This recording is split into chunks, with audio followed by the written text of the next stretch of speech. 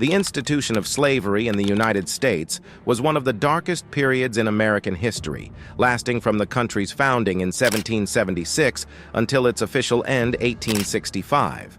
Slavery involved the forced labor and dehumanization of millions of African and African American people, primarily in the southern states. It wasn't just a matter of forced work. Enslaved people were legally treated as property. This meant that they could be bought, sold, or given away like objects. Slavery shaped many aspects of American life, including politics, the economy, and social customs. Even after slavery was abolished in 1865, its effects continued to influence American society through practices like segregation, sharecropping, and convict leasing.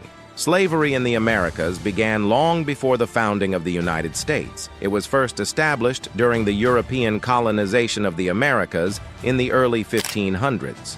As European powers, including the British, settled in the New World, they began using enslaved Africans to work on plantations and in mines. By the time Britain's 13 colonies formed the United States, slavery was already deeply rooted in the economy and social system of the southern colonies. In the South, vast plantations grew crops like cotton, tobacco, and sugar, crops that required intensive labor to produce. Because enslaved people were forced to work these plantations, they became essential to the South's economic success. As the demand for these crops grew, so did the demand for slave labor. By the time of the American Revolution, 1775 to 1783, the status of enslaved people had become tied to race, with African ancestry being a marker of slavery and inferiority. During and after the American Revolution, many people in the northern states began to push for the abolition of slavery. Abolitionists, people who wanted to end slavery, argued that slavery was morally wrong and went against the principles of freedom and equality that the new United States was supposed to stand for. Several northern states passed laws to abolish slavery in the late 1700s and early 1800s, although the process was often slow. In some places, enslaved people were gradually freed, while in others, children of enslaved parents were born as indentured servants who had to work for a number of years before gaining freedom. Even though the northern states were slowly moving toward abolition, the southern states continued to rely on slavery, especially as the cotton industry exploded in the early 1800s. The invention of the cotton gin, a machine that made it easier to process cotton, dramatically increased the need for enslaved labor in the Deep South. This led to the development of a thriving internal slave trade, where enslaved people were sold from the Upper South to the cotton plantations in the Deep South. Slavery was such a divisive issue that it even affected the drafting of the U.S. Constitution. The framers of the Constitution, who were the men responsible for creating the country's new government, disagreed about how to handle slavery. They eventually came up with several compromises that allowed slavery to continue. For example, the 3/5 clause allowed southern states to count enslaved people as 3/5 of a person for purposes of determining representation in Congress. This gave southern states more political power, even though enslaved people had no rights and could not vote. Another compromise in the Constitution was the Fugitive Slave Clause, which required that any enslaved person who escaped to a free state be returned to their owner. This was later reinforced by the Fugitive Slave Act of 1793, which made it easier for slaveholders to capture and return escaped enslaved people, even if they had reached states where slavery was illegal. The Atlantic slave trade, which brought millions of Africans to the Americas to be sold into slavery, was a brutal and inhumane system.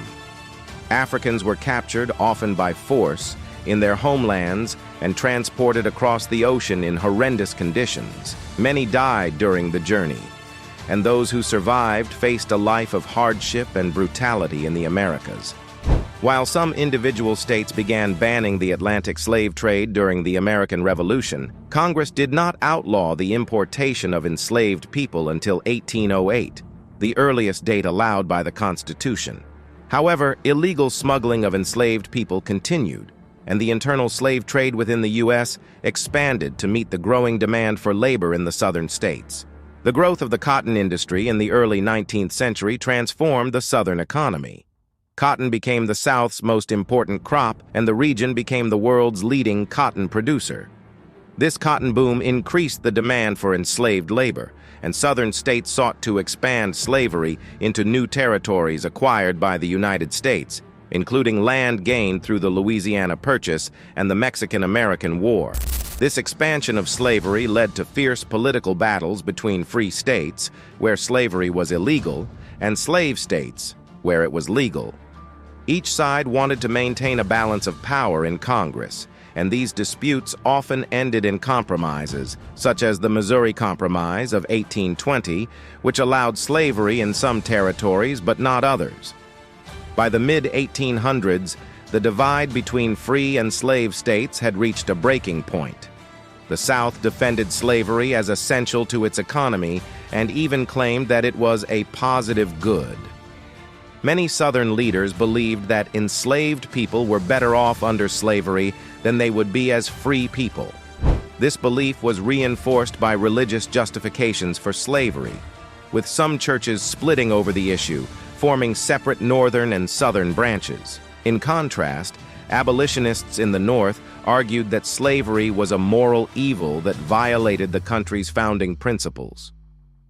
The election of Abraham Lincoln as president in 1860, on a platform of preventing the expansion of slavery, was the final straw for many southern states.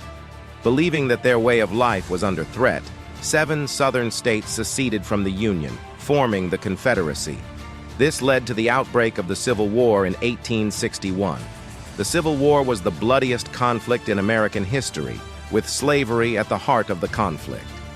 In 1863, President Lincoln issued the Emancipation Proclamation, which declared that all enslaved people in Confederate-held territory were free. While this did not immediately end slavery, it signaled the beginning of the end. The war finally ended in 1865, and shortly afterward, the 13th Amendment to the Constitution was ratified, officially abolishing slavery throughout the United States. However, the end of slavery did not bring true freedom and equality for Black Americans. In the decades following the war, Southern states implemented Jim Crow laws that enforced racial segregation and denied Black people many of the rights they had supposedly gained. Even though slavery was abolished over 150 years ago, its legacy continues to shape American society. The economic, social, and political structures built on slavery did not disappear with emancipation. Formerly enslaved people and their descendants faced generations of discrimination and oppression, from sharecropping and convict leasing to segregation and systemic racism. Today, the effects of slavery can still be seen in the racial wealth gap, disparities in education and healthcare, and ongoing debates over racial justice. The Black Lives Matter movement and other efforts to address racial inequality are part of a long history of resistance to the injustices rooted in slavery. In conclusion, the institution of slavery was not just a chapter in American history. It is a foundation that continues to affect the country in countless ways. I hope you enjoyed watching this video. Do subscribe to our channel Medieval Mind for more videos like this.